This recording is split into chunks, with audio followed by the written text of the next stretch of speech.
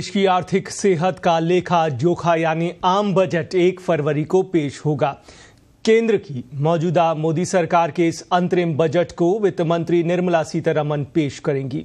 इस दौरान संसद में कई बड़े ऐलान हो सकते हैं। इसी दिन कई बड़े बदलाव भी होने जा रहे हैं जिन पर देश भर की निगाहें रहेंगी।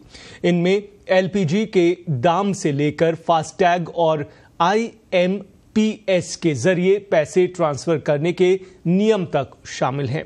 आम जनता पर इसका सीधा असर होगा।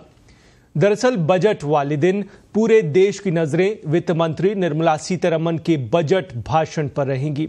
इसकी शुरुआत LPG की कीमतों में होने वाले बदलाव से हो सकती है। आपको बता दें कि इस दौरान देखने वाली बात यह भी रहेगी कि बजट में LPG सिलेंडर की कीमतों पर राहत मिलती है या नहीं मिलती, क्योंकि हर महीने की पहली तारीख को तेल कंपनियां LPG सिलेंडर की कीमतों में बदलाव करती हैं। इसी तरह से दूसरा बदलाव मनी ट्रांसफर नियमों को लेकर देखा जा सकता है।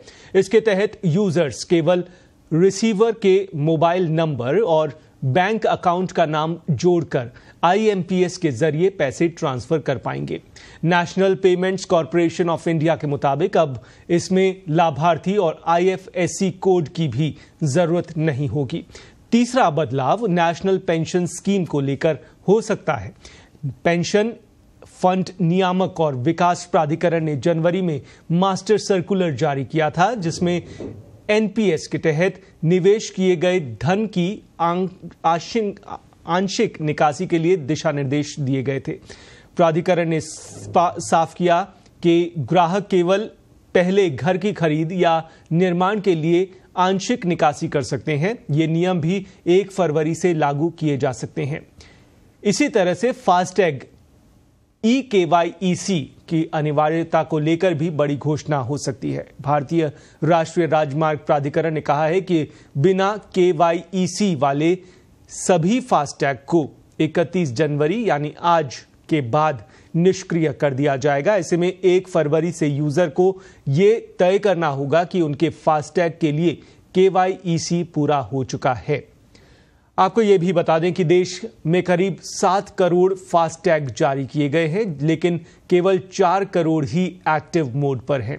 इसके अलावा 1 करोड़ से भी ज्यादा डुप्लीकेट फास्टैग होना सामने आया है।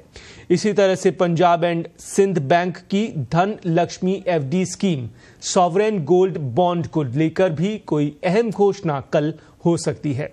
वहीं भारतीय रिजर्व बैंक फरवरी में वित्त वर्ष 2023-24 सीरीज में सॉवरेन गोल्ड बॉन्ड की अंतिम किस्त जारी करेगा।